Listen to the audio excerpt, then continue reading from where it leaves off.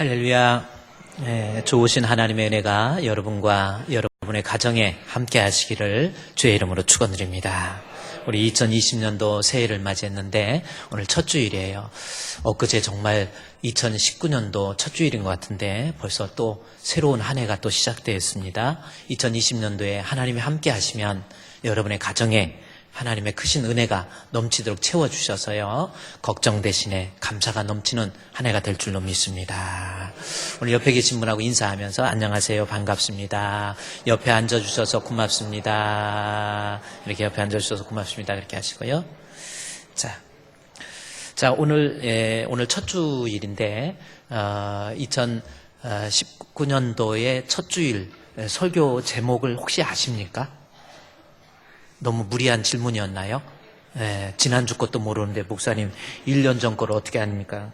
이해가 갑니다. 저도 요즘 까막까막해져요. 가다가도 이게 내가 지금 뭐 하는 거지? 냉장고에 가갖고 내가 도대체 여기 왜 왔지? 뭐 이런 까막까막해지는데, 어쨌든 2019년도 첫 주일 설교가 뭐였는지 오늘 본문은 똑같습니다. 그 본문의 내용이 제목이 뭐였냐면 광야와 같은 인생길이라고 하는 제목이었어요. 이 광야와 같은 인생길이라고 하는 그 제목 기억하세요? 그래서 제가 추천 도서가 광야를 읽다라고 하는 그 책이었습니다.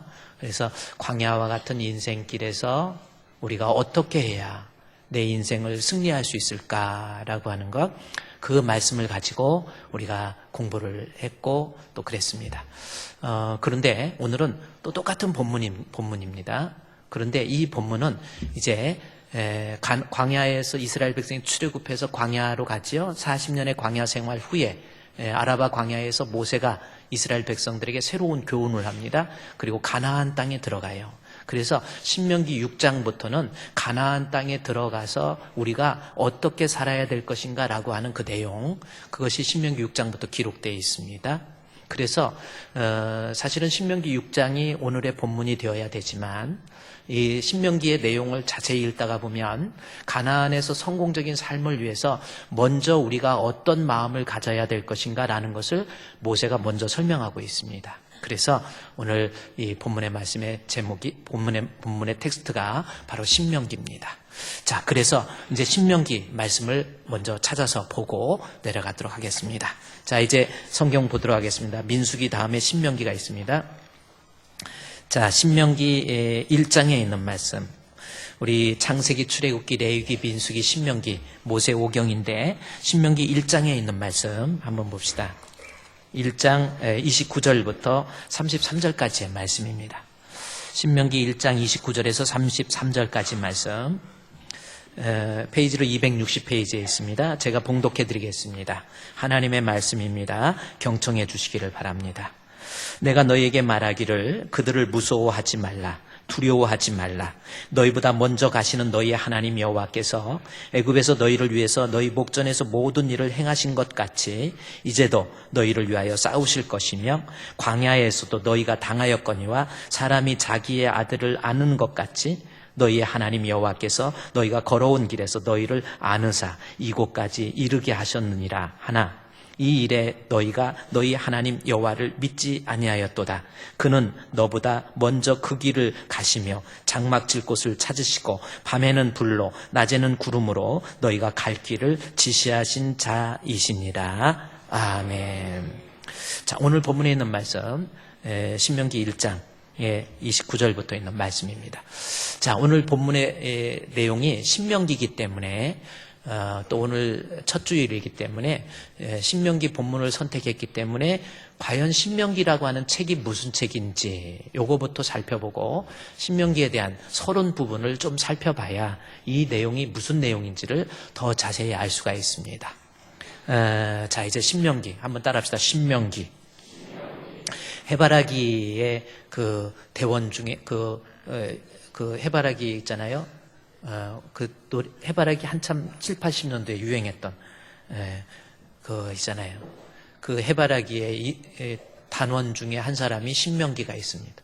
그분은 신이 아니고 신명기. 그래요. 그런데 이 신명기가 여기입니다. 그런데 여러분, 신명기가 무슨 뜻이에요? 무슨 책입니까? 신명기가 무슨 책일까라는 겁니다. 자, 신명기라는 것은 이제 먼저 이 신명기가 무슨 뜻인지에 대해서 알려면 신명기 이름을 한문으로 한번 읽어보면 대충 이게 이 뜻이구나라는 것을 알 수 있습니다. 자, 저게 신명기입니다. 근데 저 신자가 무슨 신자예요? 우리는 신자가 무슨 신이냐 그러면 주로 매울 신자. 왜 그랬습니까? 그놈의 신라면 때문에. 세계적으로 많이 팔린 라면이 신라면입니다. 실제적으로 일본이 라면의 원조지만 세계적으로 나가면은 일본 거 맛없다고 뭔가가 이렇게 그래 우리 담아내기만 이빠이 넣어가지고 눈물만 찔끔찔끔 나게 그래서 근데 우리나라 라면이 참 맛있다 그래요. 근데 거기에 매운 맛, 매울 신자. 근데 저 신자는 신명기 할 때 신자는 매울 신이 아니라 거듭 신자라는 뜻입니다. 저게 거듭신이라는 거예요. 그러니까 결국은 명령, 하나님의 명령을 거듭해서 설명한 책. 이게 바로 신명기라는 겁니다. 자, 이제 신명기 알았죠? 자, 이제 모세 5경 중에 마지막 책 신명기. 창세기, 출애굽기, 레위기, 민수기, 신명기. 모세 5경. 다시 말해서 모세에 의해서 기록된 책이라고 보는 겁니다. 그러면 지금부터 약 얼마 전에 쓴 책이냐면 모세니까 약 3,500년에서 4,000년대에 기록된 책이 바로 이 신명기라고 하는 책이라는 겁니다. 연대를 여러분이 좀 성경을 이해할 때 좀 알으려면요. 지금부터 2000년 전에 예수님이 탄생하셨지요? 그렇죠? 그러면 예수님 탄생 1000년 전에는 다윗이 있었어요. 그리고 그 앞에 다윗의 1000년 앞에는 누가 있었냐면 모세가 있었습니다. 그 다음에 모세보다 또 1000년 앞서서는 아브라함이 있었어요. 아브라함보다 1000년 앞에 아담이 있었습니다. 그래서 성경의 역사는 여러분 지구 지질 과학자들이 뭐 수만 년, 수억 년 그러는데 요즘에는 그것이 허구로 밝혀지고 있어요. 잘못됐다라는 겁니다. 뭐 고생대, 신생대 막 층이 있잖아요. 이것도 노아 홍수 때 이게 이 층이 그렇게 될 수가 없다는 거예요. 수천 년, 수만 년 쌓이면서 이 층이 그렇게 시루떡처럼 될 리가 없다라는 겁니다. 어떤 거대한 자연, 어떤 홍수나 이런 거에 의해서 이렇게 흔들릴 때 무거운 건 밑에 가라앉고 이렇게 그 층이 만들어요. 미국에 가면 그랜드 캐년이라고 있죠. 우리 말로는 그랜드 캐년이 그래도 캐년이라는 아니 미국에 가면 미국 사람들은 정말 우리는 캐년이라고 하는데 미국은 개년 그래요. 그래도 개년 그래요.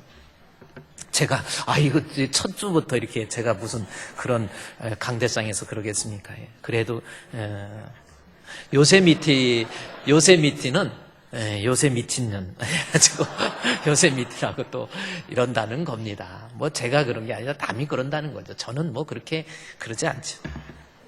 자, 그런데 그랜드 캐년에 가보면은 이 층이 다 이렇게 그 수백 킬로 되는 그 땅이 벌어지면서 그 층이 보여요. 근데 그 층이 지질학자들은 고생대, 신생대, 중생대 아니라는 거예요. 그렇게 될 수가 없다는 거예요. 홍수에 의해서 이렇게 여러분 모래나 이런 거 집어넣고 흔들어 보세요. 그게 층이 쌓이는 거예요. 그래서 지구의 연도는 지금부터 약 6,000년 정도밖에 되지 않았다. 이렇게 보고 있습니다. 그래서 이 신명기에 기록할 때가 언제쯤이냐면 예수님 2000년 전이죠. 그 다음에 다윗이 3000년 전이죠. 1000년이니까. 그 다음에 3000년보다 앞에가 모세입니다. 모세가 4000년 전. 지금부터 4000년.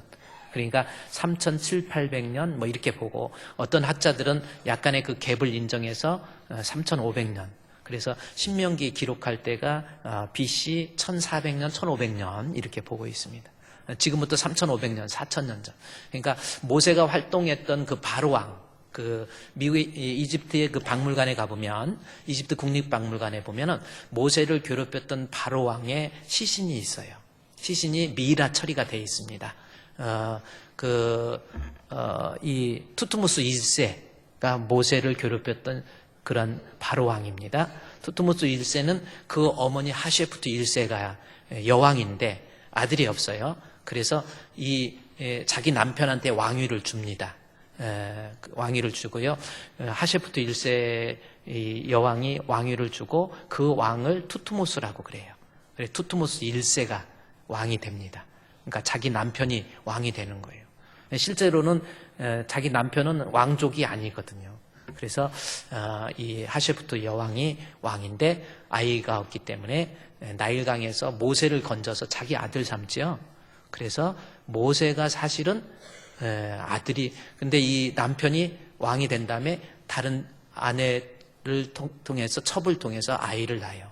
그 아이가 다음에 애굽의 왕이 됐죠. 그래서 어떻게 보면은 모세가 그 남편이 다른 데서 난 아들보다는 더 이 하셰프트 여왕이 난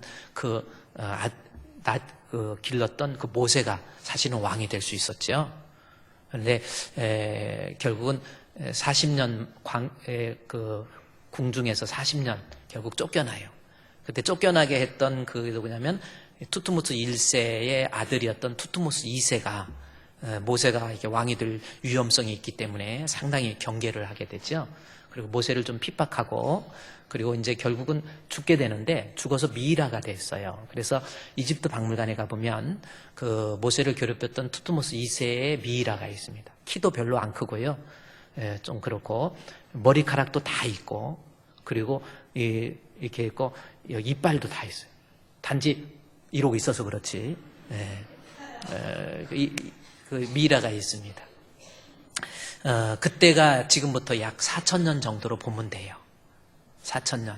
예수님 2,000년 전, 그 다음에 1,000년 다윗, 그 다음에 1,000년, 그 다음에 이 모세, 그 다음에 1,000년 아브라함, 그 다음에 1,000년 아담. 이렇게 보면 됩니다. 그렇게 연대기적으로 성경을 보면 성경의 내용들이 이렇게 쫙 이어져요. 그러니까 이것도 필요하죠. 어쨌든 신명기는 거듭 신자 해서 지금부터 약 3,500년에서 4,000년 전에 모세에 의해서 기록된 책이 신명기입니다. 그런데 신명기는 그럼 어떤 거듭 신이라고 그래서 이게 그러면 왜 거듭, 다시 설명하는 하나님의 말씀, 그게 신명기라는 뜻이잖아요. 거듭 설명한다. 말씀을 거듭해서 반복해서 해주는 말씀, 그것이 신명기거든요. 그러면 이 말씀은 어떤 뜻이냐면 우리 창세기 출애굽기 있죠. 창세기는 엑소스라고 해서 출애굽기의 때에 이스라엘 백성이 출애굽해서 모세로 하여금 시내산에서 하나님의 율법을 받아요. 율법을 받고 광야 생활 40년이 지납니다. 그리고 신명기는 40년 끝에 모세가 120살에 죽는데 죽기 약 50일 전입니다. 50일 전 동안의 기록이 신명기예요. 그러니까 40년 광야를 끝내고 그 다음에 가나안 땅에 들어가기 전에 아라바 광야에서 이스라엘 백성에게 주어진 말씀이 신명기예요. 그런데 그 신명기는 40년 전에 주었던 말씀을 다시 한번 설명해 주는 책입니다. 그래서 신명기 1장 앞에 1장 1절에 가보세요. 자, 신명기는 어떤 책인가 봤더니 신명기 1장 1절에 이 성경은 모세가 요단 저숲, 그러니까 요단강 건너기 전입니다. 요단강 건너기 전에 저숲 맞은편에 아라바 광야 그곳에서 바란과 도벨과 라반과 하세롯과 다시압과 다사발 사이에서 그 다음에 중요한 거 이스라엘 무리에게 뭐 한 거예요? 신명기 1장 1절에 이스라엘 무리에게 이 선포가 중요한 거예요. 그러니까 이 말씀을 자세히 보십시오.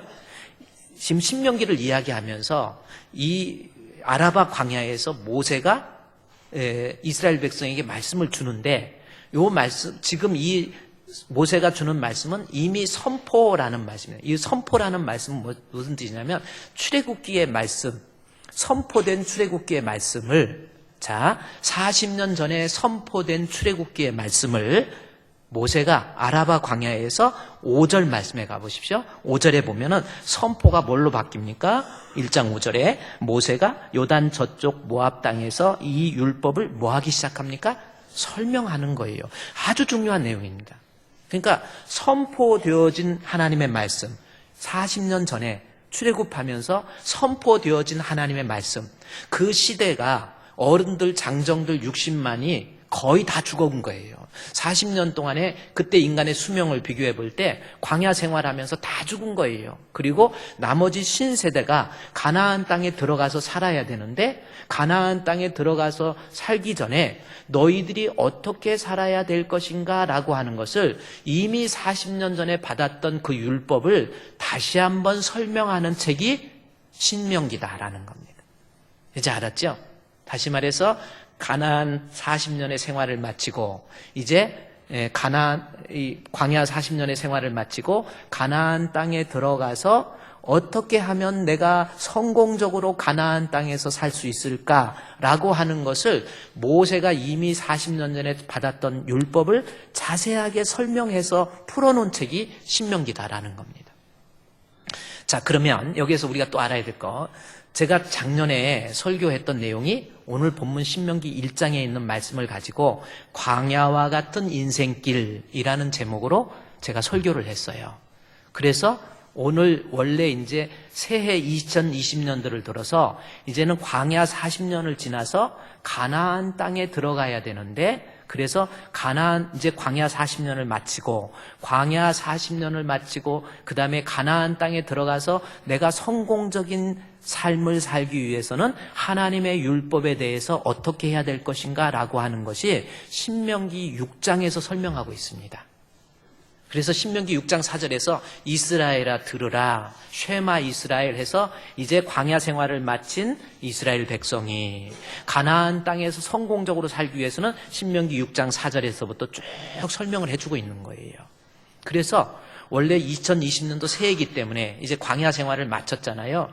그리고 작년에 광야 생활이었고 올해 가나안 땅에서의 성공적인 삶을 위해서 신명기 6장 4절부터 공부해야 되는데, 이 신명기를 여러분이 읽어본 사람은 알겠지만 가나안에서 성공적인 삶을 살기 전에 먼저 우리가 어떤 마음가짐을 가져야 될 것인가 라고 하는 것부터 설명하고 있습니다. 그래서 그 설명의 내용을 우리가 먼저 살펴봐야 가나안에서 성공적으로 하나님의 율법을 우리가 준행하면서 살 수 있다라는 거예요. 자, 그러면 신명기가 출애굽기에서 받았던 그 말씀을 다시 한번 설명하는 책이다 그랬는데 신명기 구조를 한번 봅시다. 여러분 오늘 첫 시간이니까 신명기 1장 1절부터 보면은 1장 2절에 이스라엘 무리에게 선포한 말씀 나왔죠. 선포된 말씀을 5절에서는 이미 40년 전에 선포된 말씀을 40년 후에 가나안 땅에 들어가야 될 신세대들에게 설명, 그래서 모세가 요단 저쪽 모압 땅에서 이 율법은 40년 전에 선포된 하나님의 말씀을 뭐 하는 거예요?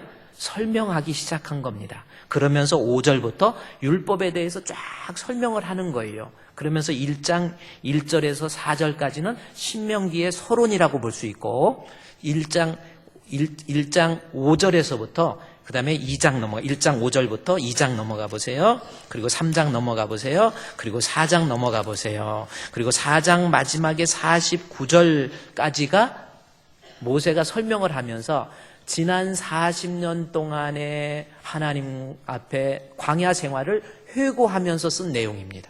그래서 4장 49절까지는 가나안 40년을 회고하는 거예요. 돌이켜보는 거예요.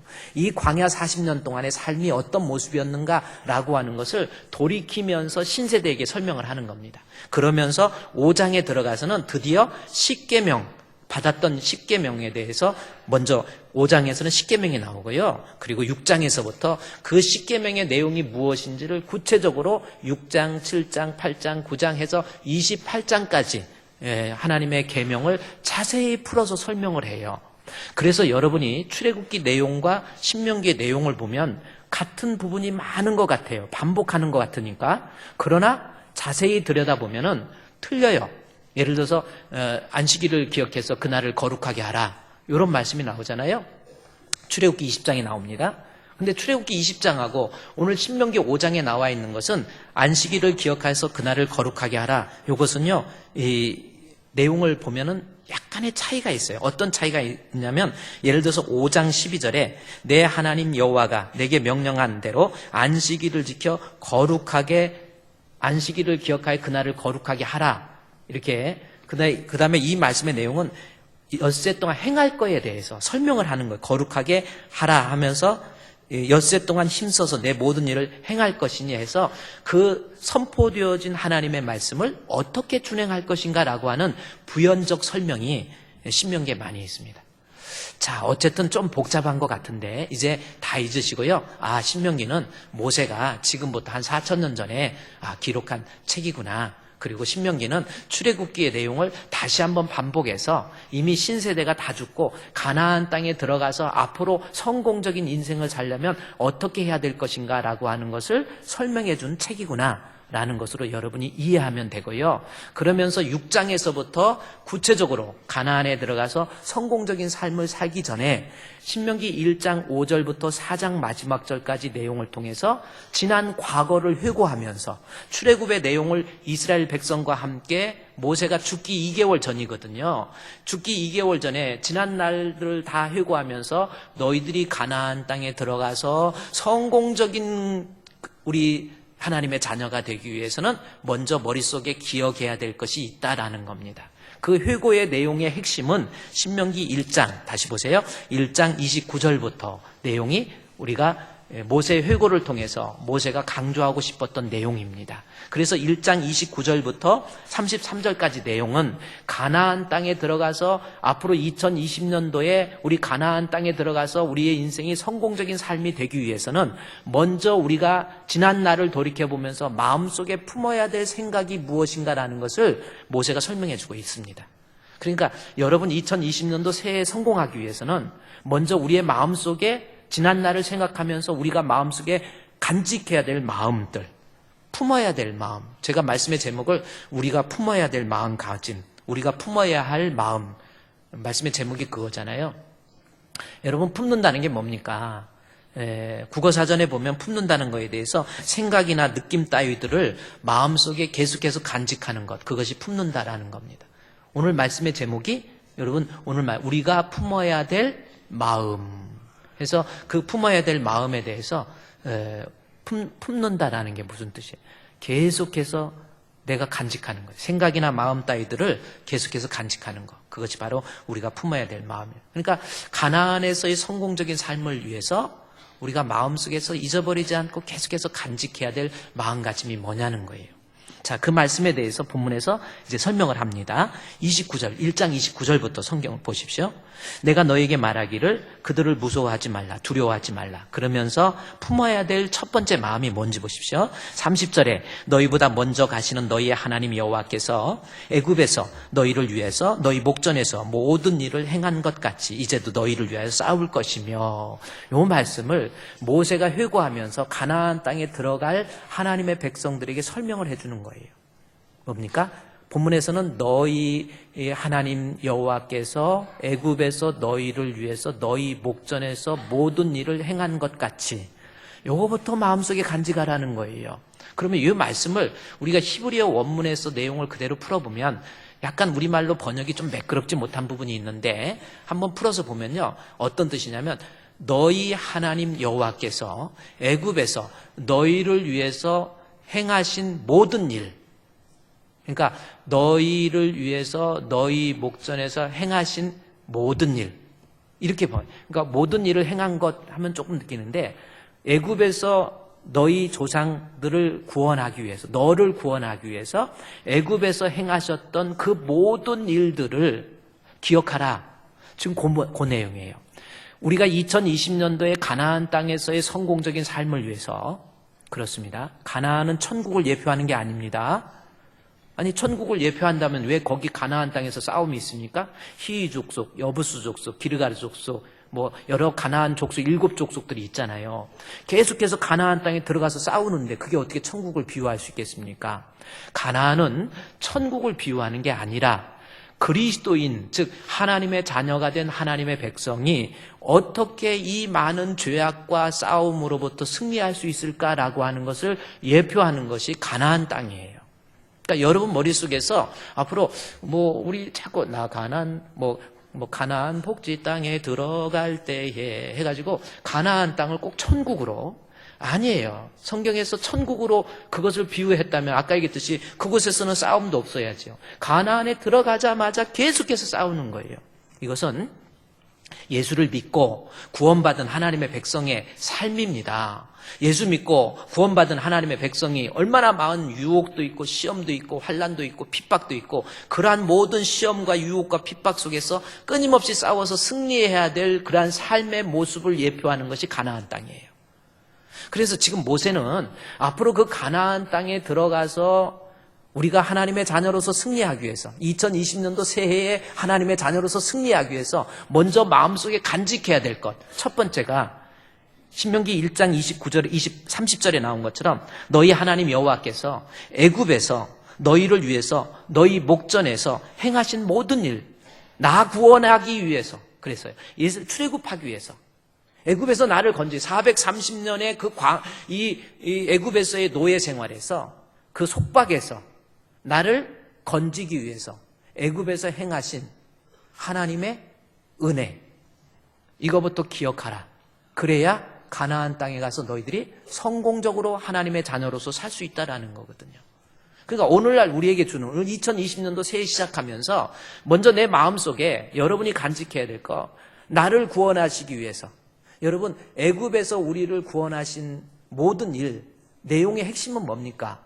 결국 이 출애굽기 내용의 말씀을 보면은 출애굽기 7장에서부터 애굽에서 이스라엘 백성을 건지시기 위해서 10가지 재앙이 나와요. 첫 번째 뭐 피의 재앙, 뭐 여러 가지 뭐 개구리 재앙, 뭐 메뚜기 재앙, 여러 가지 흑암의 재앙, 뭐 이런 게 파리떼의 재앙만 해서 재앙이 나옵니다. 그리고 중요한 것은 출애굽기 11장에 기록되어 있는 1절부터 10절까지 내용에서 보면은 바로 유월절, 그러니까 장자, 초태생의 죽음입니다. 그래서 애굽 안에 있는 모든 동물이든 사람이든 처음 태어난 초태생은 다 죽어요. 그런데 그때 모세에게 하나님께서 모세를 통해서 명령한 것이 뭐냐면 짐승을 잡아서, 어린 양을 잡아서 그 피를 문 임방과 문 설주에 바르라. 그러면 죽음이 건너가는 겁니다. 패스오버, 유월절이죠. 그래서 출애굽, 애굽에서 행하신 모든 일 기억하라라고 하는 것은 그 중에서 핵심이 뭐냐면 오늘날 유월절 어린 양 되신 예수 그리스도의 십자가의 죽으심을 통해서 내가 구원받게 되었던 것, 그 구원도 본문에 써요. 본문에 너희를 위해서 싸우신다. 애굽에서 너희를 위해서 너희 목전에서 행하신 모든 일, 이거 기억해야 되는데 지금도 나 구원을 위해서 너희를 위해서 싸우실 것이다. 이 말씀입니다. 우리의 구원이 그렇게 쉽게 이루어진 게 아니라는 거예요. 내가 구원받은 것, 내가 죄의 속박으로부터 사망에서부터 영생으로 천국으로 구원받은 것이 우리 하나님의 그 어린 양 되신 예수 그리스도의 십자가의 죽으심을 희생함으로 나를 구원해 주신 거예요. 여러분, 우리가 이 새해 출발에 앞서서 여러분이 항상 머릿속에서 기억할 것, 나를 구원해 주신 하나님, 그거에 대한 감격, 그거에 대한 확신, 그거에 대한 감사가 내 마음에 자리 잡고 있을 때 그 사람이 이 험한 가나안 땅에서의 죄 많은 세상에서 승리할 수 있다는 거예요. 여러분 지금 기억하고 있습니까? 한번 생각해 보십시오. 모세가 회고의 내용을 통해서 너희 조상들이 그렇게 구원받은 것 다 잊어버리는 거예요. 애굽에서 건져놨던 것 구원해 주시기 위해서 어린 양 대신, 우리 죄를 구원해 주시기 위해서 어린 양 대신 예수 그리스도의 십자가의 죽음, 그것을 늘 생각하고 구원의 감격을 잊지 말라라는 거지. 아무런 감격도 없이 여러분 신앙생활한다? 아니에요. 자꾸 넘어지고 자빠집니다. 나를 구원해 주신 우리 주님, 그 구원, 싸우면서까지 나를 포기하지 않으시고 끝까지 구원해 주신 하나님의 은혜, 그 은혜에 대한 감격, 그것을 여러분 마음속에 간직하고 있어야 돼요. 생각할 때마다, 걸을 때마다, 내가 생활할 때마다, 살아가면서 하나님 그 신사랑은 증량다 못하며 영원히 변치 않는 사랑 성도여 찬양하세. 하나님 감사합니다. 나를 지옥에서 천국으로 인도해 주신 주님 감사합니다. 그 구원의 감격이 우리 속에 있게 되면 그 사람이 이 험한 가나안에서의 생활에서 승리할 수 있다는 거죠. 구원의 감격도 없이 신앙생활 해보십시오. 그게 무슨 힘이 있겠습니까? 아무것도 아닌 거 가지고 시험 들고 넘어지고 자빠지고 여러분, 그 왜 그렇습니까? 구원의 감격을 까마득하게 잃어버리고 있는 거예요. 그냥 구원받은 줄 안단 말이에요. 여러분, 18세기면 1700년도입니다. 18세기 영국의 영적 각성을 위해서 획기적으로 일한 분 세 분이 있습니다. 여러분이 한 번쯤 기억해 놓은 것. 영국의 그러한 영적인 각성을 위해서 아주 혁혁한 공을 세우신 분이 세 분입니다. 여러분 혹시 아십니까? 제가 종종 여러분께 말씀드리는데 1700년도에 영국의 첫 번째 사람이 누구냐면 조지 슈필드라고 하는 사람이에요. 조지 슈필드의 영성이라는 책도 있는데 그 조지 슈필드가 영적으로 영국의 영성을 회복하는 데 지대한 영향을 끼친 사람이 조지 슈필드입니다. 성령이라고 하는 개념을 끌어들여서 지금까지 영국의 성공회에서 성령의 개념이 없었어요. 그런데 그 성령의 의미를 되새겨서 성령 받고 정말 예수 그리스도를 내 안에 모시고 그런 사람이 진정한 성도이다라고 하는 영국의 신앙을 깨우친 거예요. 오늘 우리 찬양대 깰 때라 막 해가지고 아주 힘있게 그래 깰 때야 하는데 아주 정말 잘해주셨는데 그래요. 우리 영국의 신앙이 깨어져야 될 때가 바로 이때입니다 하고 외쳤던 사람이 조지 휘필드입니다. 그 조지 휘필드의 그러한 영적 각성 운동에 의해서 영향을 받은 사람이 누구냐면 존 웨슬레라고 하는 사람입니다. 1738년도에 그가 5월 달에 조지 휘필드의 영향에 의해서 성령을 받게 돼요. 그게 바로 존 웨슬레입니다. 그 다음에 조지 휘필드에 의해서 영향을 받은 사람 또 한 사람이 있습니다. 우리가 오늘 좀 참고해야 될 사람이 있는데 존 뉴턴이라고 하는 그러한 사람. 이 존 뉴턴 뭡니까? 나 같은 죄인 살리신 주 은혜 놀라와. 여러분 그 내용을 작시한 사람 존 뉴턴의 책입니다. 저 책입니다. 저 책을 제가 여러분께 좀 추천해 주고 싶은 그래서 나 같은 죄인을 살리신 주님의 은혜 너무나도 감사해서 저 책을 자기의 자서전적인 의미로 쓴 책이 바로 저 책이에요. 이 킹슬리가 쓴 낮은 마음은 다음에 읽더라도 저 책은 내용이 그렇게 고전인데도 어렵지는 않아요. 나 같은 죄인 살리신 하나님의 은혜. 우리 그 찬송 알죠? 나 같은 죄인 살리신 주 은혜 놀라와 잃었던 생명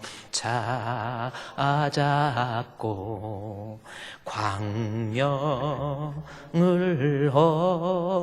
얻었네. 그래요. 그래서 이 찬송이 너무 좋아요. 그래서 저는 앞으로 광명시장 되는 사람한테 광명을 얻었네. 찬송가에 광명이 나와죠. 그래서 저 찬송을 광명시 주제 찬송으로 좀 했으면 좋겠다. 그런데 이 존 웨슬레 저 책 다시 좀 보면요. 이 존 웨슬레라는 사람이 어떤 사람이냐. 원래는 흑인들을 아프리카에서 노인들을 잡아다가 아주 싼 값에 팔아버리는 노예 상인이었어요. 얼마나 방탕했는지 몰라요. 영국 성공회에 그러한 어떤 습관적인 신앙생활을 하면서 7살 때까지는 영국 성공회도 기독교 캐톨릭이 아니에요. 기독교예요.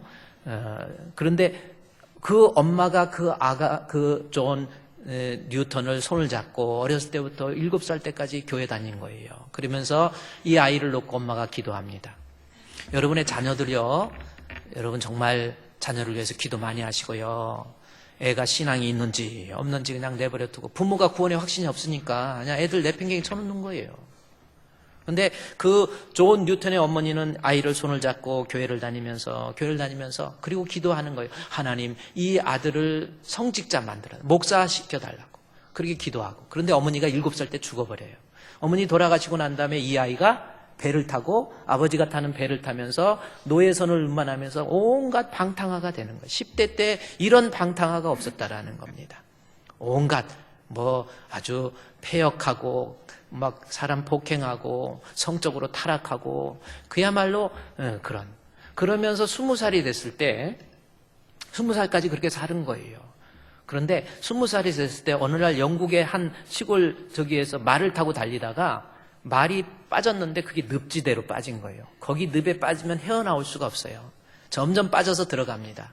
그래서 죽을 위기 속에서 말은 빠져 죽었지만 존 뉴턴은 살아난 거예요. 그때 자기 자신의 머리에 스치는 거, 어렸을 때부터 엄마가 기도하던 거, 하나님의 은혜에 대해서 그가 기억을 합니다. 그러면서 노예선으로 있을 때, 그때 선원으로 있을 때에도 죽을 위기, 비바람 불어서 풍랑 속에서 죽을 위기도 몇 번 넘겼는데 하나님의 나를 포기하지 않으시고 나를 버리지 아니하시는 하나님, 이거를 존 뉴턴이 알았어요. 알고 감사하면서 그러다가 오래된 기독교 서적 중에서 토마스 아켄피스라고 하는 사람이 쓴 그리스도를 본받아, 지금도 그 책이 있는데 그 책은 여러분이 읽지도 못해요. 어려워가지고 정말 어려운 그리스도를 본받아, 저 책입니다. 그리스도를 본받아, 이 토마스 아켄피스라고. 저도 저 책 좀 읽다가 몰라가지고 그냥 적인 책인데 기독교 고전 중에서 유명한 책입니다. 근데 저 책을 읽고 이 사람이 변화되는 거예요. 많이 변화됐다가 20살이 됐어요. 20살이 돼가지고 이 책을 읽고 그가 변화됐다가 이 27, 8살 돼가지고 저 책에 완전한 변화를 일으켰는데, 그때 마침 아까 얘기했던 조지 슈필드라는 사람, 유명한 영성운동가잖아요. 그분의 설교를 듣고 이 존 뉴턴이 완전히 무너진 거예요. 완전히 무너져 버린 거예요. 정말 하나님의 은혜가 뭔지를 깨닫게 되고, 그리고 그 가방을 들고 조지 슈필드가 다니는 부흥회를 4주 동안 그냥 뒤쫓아 다니면서 말씀의 은혜를 받고, 그리고 38살에 결국은 성공의 목사가 되지요. 신부가 됩니다. 그 사람이 유명한 사람이 되고 난 다음에 기자들이 와서 저 사람한테 물었던 질문 중에 하나가 뭐냐면, 나 같은 죄인 살리신 주 은혜 놀라워. 그때 여기저기서 저 찬송이 너무 많이 불려진 거예요. 지금도 미국 대통령 취임식 하나 뭐 할 때 저 찬송 다 나가요, 항상. 아주 유명한 찬송이잖아요. 근데 그렇게 유명하게 이렇게 나 같은 죄인, 이런 유명하고 훌륭한 시를 어떻게 쓰셨습니까? 그때 존 뉴턴이 한 말이 뭔지 아십니까? 저는 그거 유명한 시라고 생각하지 않습니다. 내 뼛속까지 들어있는 하나님의 은혜, 그것을 그대로 표현했을 것뿐입니다. 그 이야기를 해요. 그러면서 내가 목사가 되어서, 내가 살아가면서 신앙생활하면서 성직자가 되어서 주의 일 하면서도 내 안에 있는 죄의 유혹과 시험, 정말 끊어내기 힘든 유혹도 있었고 시험도 있었습니다. 때로는 성직자로서 게을러지고 나태해지고 나약해질 때 저는 그때마다 나 같은 죄인을 살리신 주님의 은혜, 그 은혜를 생각할 때마다 이 모든 죄로부터 내 자신을 지킬 수 있었고, 이 모든 죄의 유혹으로부터 내가 승리할 수 있었습니다. 그렇게 이야기했어요. 여러분, 오늘 본문의 말씀에서 모세가 앞으로 가나안 땅에 들어가서 너희들이 성공적인 삶이 되기 위해서는 신명기 1장 30절에 나온 것처럼 여호와께서 애굽에서 너희를 위해서 행하신 모든 일, 이거 기억하라는 거예요. 그래야 내가 이 땅 험한 세상에서, 시험에서, 유혹에서 이겨내고 신앙으로 승리할 수 있다라는 거지요. 나를 구원해 주신 구원의 확신, 존 뉴턴이 얘기한 것처럼 내 유혹이 있을 때마다, 시험이 있을 때마다, 내가 게으르지고 나태해질 때마다 나를 구원해 주신 주님, 나를 죄에서 죄 문제 해결해 주신 주님, 나 같은 죄인을 살리신 주님, 그 은혜에 감격할 때마다 어떠한 시험도, 어떠한 유혹도, 어떠한 핍박도, 어떠한 환난도 내가 이겨낼 수 있었습니다. 신앙생활하면서 이렇게 제가 목회하면서 보면요, 여러분 그래요. 목회하면서도 이 험한 세상에서 때로는 육체의 질병이 있을 수도 있고요, 때로는 물질적인 어려움이 있을 수도 있고요, 때로는 부부간의 갈등 때문에 힘들 수도 있고요, 신앙생활하면서 상처받을 일도 있고 마음 아픈 일도 얼마나 많습니까? 그런데 그것 때문에 내가 신앙에서 흔들리고 믿음에서 흔들리고? 아니에요. 나를 구원해 주신 주님의 은혜를 생각한다고 한다면 어떠한 시험이 있어도 이겨낼 수 있어요. 이 험한 세상에서 내가 승리할 수 있다는 거예요. 정말 구원의 확신을 가지면 딱 보면 압니다. 아무런 구원의 감격도 없이. 그래요. 벌써 인상부터 나타나요. 벌써 인상부터 구원의 감격이 없이 다니는 거 보면요, 그냥 인상부터 나를 구원해 주신 주님, 주의 일 하면서도요, 나를 구원해 주신 구원의 은혜에 감격하면 주의 일이 기쁘게 감나요. 날 대속하신 예수께 내 생명 모두 드리니. 그 고백이 나온다니까요. 그래서 모세가 지금 가나안 땅에 들어가서 네가 성공적인 삶이 되기 위해서 40년들의 삶을 돌이켜보면서 이스라엘 백성이 조금 툭 가서 힘들면 원망하고 불평, 원망밖에 안 해요. 거지 나오면서 왜 나를 애굽에서 건져냈냐고. 그곳에서는 물도 있고 부추도 있고 수박도 있고 마늘도 있고 나 여기 와서 굶어 죽게 하려고 그러냐. 원망 불평하죠. 구원의 감격이, 구원의 은혜가 얼마나 큰지 예수 그리스도의 십자가에 못 박혀 죽으심을 통해서 구원해 주신 것이 우리예요. 그 감격을 잃어버리니까 툭하면 원망하고 툭하면 불평하고 여러분 그렇잖아요. 그래서 1장 30절 말씀해 보십시오. 성공적인 우리의 삶을 위해서 너희보다 먼저 가시는 너희 하나님 여호와께서 보세요. 애굽에서 거기부터 한번 읽어볼까요? 시작. 애굽에서 너희를 위해서 너희 목전에서 모든 일을 행하신 것 같이 이제도 너희를 위하여 싸우실 것이며. 아멘. 첫 번째 우리가 품어야 될 마음, 구원의 감격입니다. 여러분 구원의 감격을 잊어버리고 있지 않습니까? 그런 생각도 없이 그냥 교회 다닙니까? 아니에요. 나를 영적으로 지옥에서 천국 가게 해주신 하나님, 죽을 때 잘 죽어야 돼요. 하나님 분명히 살아계신단 말이에요. 가진 것 없고 의지할 데 없고 못 배워서 예수 믿는 거 아니에요. 우리 예수님 나를 위해서 십자가에 못 박혀 죽으심으로 나 구원해 주셨잖아요. 그 구원의 감격이 있으면 웬만한 거 그냥 넘어갑니다. 아무것도 아닌 거 가지고 오해하고 불평하고 짜증내고. 여러분 그렇죠. 지금 어느 때인데 두 부부가 만나기만 하면 싸우고 교회에서 이 사람 미워하고 저 사람 미워하고. 그 왜 그렇습니까? 구원의 감격이 아직 그 사람의 마음속에 없어요. 정말 나를 살리신 주님의 은혜에 감격하면 웬만한 거 그렇지 않습니다. 또 하나는요, 모세가 기억해야 될 것 두 번째가 뭔지 볼까요? 31절 말씀해 보십시오. 31절. 구원의 은혜를 애굽에서 행하신 일 기억하라는 거하고요.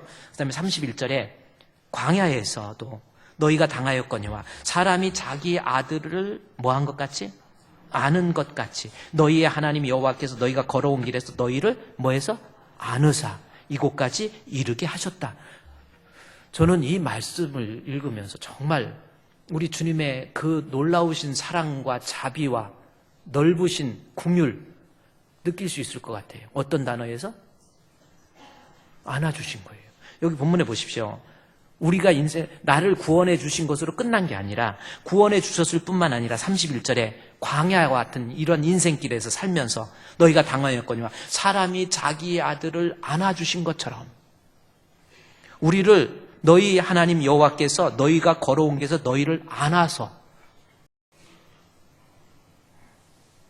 여러분이 여러분의 실력으로 산 게 아니라는 거예요. 하나님이 안아주셨다라는 겁니다. 너희 하나님 여호와께서 너희 걸어온 길에서 너희를 뭐 했어요? 안아주신 거예요. 그래서 오늘 이곳에 이르게 했다. 아르바 광야까지 이르게 해주신 거예요. 나를 구원해 주셨을 뿐만 아니라 내 삶에 간섭해 주셔서 필요한 거 공급시켜 주시고 은혜 내려주시고 먹을 거 필요할 때 만나주시고 마실 물 필요할 때 반석을 쳐서 물을 내주시고 뜨거운 태양빛을 피하고자 구름 기둥 주시고 추위를 피하고자 불 기둥 주시고 하나님이 나를 얼어 죽지 않도록 뜨거워서 죽지 않도록 나를 안아서 이곳에 이르게 하셨다라는 거예요. 그럼에도 불구하고 32절 말씀 보십시오. 이 일에 너희가 너희 하나님 여호와를 믿지 않았던 거예요. 이스라엘 백성을 회고하면서 너희들이 지금까지 살아왔던 것이 우리 하나님의 지극하신 사랑인데 그것을 믿지 않고 있었다가 40년 광야 생활하면서 열 하루끼리면 갈 수 있는 것을 하나님 불신하고 하나님 앞에 불평하고 원망하고 결국은 40년이 돼도 들어가지 못했던 곳이 가나안이라는 거예요. 33절 볼까요? 그는 우리 주님은 어떤 분이십니까? 너희보다 먼저 그 길을 가시며 장막 칠 곳을 찾으시고 밤에는 불로 낮에는 구름으로 너희 갈 길을 지시하신 자이시니라. 하나님이 나를 구원해 주셨고 하나님이 나를 지금까지 이만큼 살 수 있도록 안아서 인도해 주시고 역사해 주시고 먹을 것 주시고 입을 것 주셨는데 여기에 대해서 하나님의 은혜를 기억하지 못하니까 살아가면서 여기 29절 말씀이 바로 그거거든요. 29절 보십시오. 내가 너에게 말하기를 뭐라고 그랬어요? 그들을 무서워하지 말라, 두려워하지 말라. 그래요. 아직 주님의 은혜를 기억하지 못하니까 가나안 땅에 들어가서 좀 어려운 일이 있다고 두려워하고 원망하고 불평하고. 가장 큰 불신이 뭔지 아십니까? 두려움이에요. 여러분 그래요. 자꾸 가정에 대해서, 미래에 대해서, 우리 자녀에 대해서 자꾸 걱정하고 염려하는 거 가장 큰 불신이에요. 지금 하나님께서 이렇게 해주셨는데 이것을 믿지 않으니까 그 마음속에 두려움이 있다라는 거예요. 불안이 있다라는 거죠. 원망이 있다라는 겁니다. 불평이 있다라는 거예요. 여러분, 우리 2020년도 새해 가나안에서 성공적인 삶을 위해서 우리가 품어야 될 두 가지 마음이에요. 나의 구원의 은혜에 감격하시고 지금까지 내가 살아가면서 하나님이 나를 품에 안아주시는 주님의 은혜를 여러분이 기억하면 결코 가나안에서도 두렵지 않습니다. 결코 가나안에서도 하나님 원망하지 않습니다. 결코 하나님 앞에 곁길로 가고 딴 길로 가지 않습니다. 반드시 우리에게 약속한 하나님의 은혜의 축복이 우리에게 기다리고 있을 줄로 믿습니다. 이 시간에 다 일어나서요 하나님 앞에 한번 기도하세요. 하나님, 내가 가나안 2020년도 새해 승리를 위해서 하나님 앞에 잊지 말아야 될 것 두 가지. 나의 구원의 감격이 여러분이 있습니까? 구원의 뜨거운 감격이 여러분에게 살아있습니까? 구원의 은혜도 잊어버리고 있지는 않습니까? 지금 살아온 것이 내가 이리 뛰고 저리 뛰고 해서 이만큼 부자 됐습니까? 아니에요. 하나님 앞에 내 은혜로 이만큼 사는 거예요. 우리 하나님 앞에 한 1분 정도 하나님의 은혜를 기억하겠다라는 마음까지 기도하겠습니다. 하나님이여 주님의 은혜를 잃어버리고 살아있지는 않았습니까? 하나님의 은혜에 감격하지 못하고 구원해 주신 하나님의 은혜를 잊어버렸던 우리의 모습이 아닙니까? 그러니까 하나님 앞에 내가 곁길로 가고 딴 길로 가지요. 하나님이여 나를 구원해 주신 주님의 은혜에 감격하며 이제는 하나님이 나를 돌봐주시고 나를 인도해 주시고 역사해 주시고 나를 품에 안으시는 주님의 뜨거우신 사랑을 깨닫고 이제는 이 세상에 살면서 승리할 수 있도록 하나님이여 우리의 심령을 주님이 새롭게 해주시고 붙잡아 주시고 인도해 주시고 역사해 주시옵소서. 아직까지도 믿음 생활하면서 2020년도 생활을 하면서 아직도 두려움에 있지요, 원망에 있지요, 불평에 있지요. 하나님이여 나와 주님이 함께함으로 사망의 음침한 골짜기에 다닌다 할지라도 해를 두려워하지 않을 수 있는 우리 주품의 성도 주여, 하나님이여 우리의 심령을 새롭게 해서 반드시 2020년도에 승리할 수 있도록 도와주시옵소서. 주께서 함께해 주시기 원하옵고 예수님의 이름으로 기도드리옵나이다. 아멘. 하나님 감사합니다. 우리를 많은 사람 가운데 선택해서 구원해 주신 주님 참 감사합니다. 그럼에도 불구하고 구원의 감격을 잃어버리고 여지없이 죄의 유혹에 넘어갔던 모습이 아닙니까? 또 살아가면서 나를 품에 안으시는 주님의 크신 사랑도 잃어버리고 내가 노력해서 내가 힘써서 이만큼 사는 것으로 생각하고 있지 않습니까? 그러니 세상 살아가면서 어려운 일이 있을 때 두려워하고 원망하는 것 아닙니까? 하나님이여 우리 심령 가운데 이제 구원의 은혜에 감격하고 베풀어 주신 하나님의 사랑에 큰 은혜가 될 수 있는 저희들 되게 해 주시옵소서. 예수님의 이름으로 기도드리옵나이다. 아멘.